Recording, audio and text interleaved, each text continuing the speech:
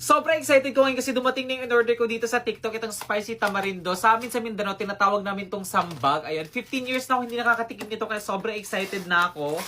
Grabe. So, ganito yung itsura niya. Ayan. Kapag binili mo pala to, may kasama na siyang chili and salt. Ayan. Pwede mo siyang ilagay, pwede ding hindi. Pero ako lalagyan ko siya. Grabe, sobrang na-miss ko to, guys. By the way, yung in-order ko, sweet and spicy. Nakikita ko pa lang to, pero nangangasim na ako. So, ganito yung itsura niya kapag nalagyan nyo ng chili and salt. Ayan. Taste test. The moment of truth.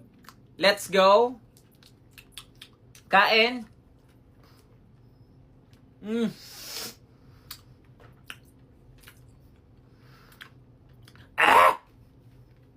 Grabe. Sobrang asim.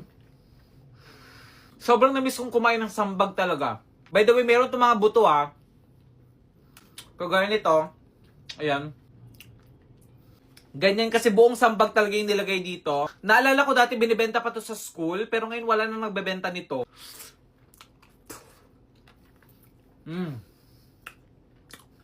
Grabe.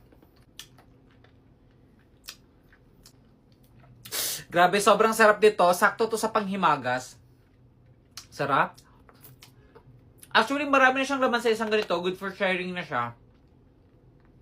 Alam nyo, good idea yung naglagay sila ng chili and salt kasi parang mas na-balance yung lasa niya. Dati nangunguha kami ng sambag sa kapitbahay namin tapos kami mismo yung nagluluto ng tamarindo. Nakakatuwa lang kasi ngayon dito sa TikTok nabibili na to.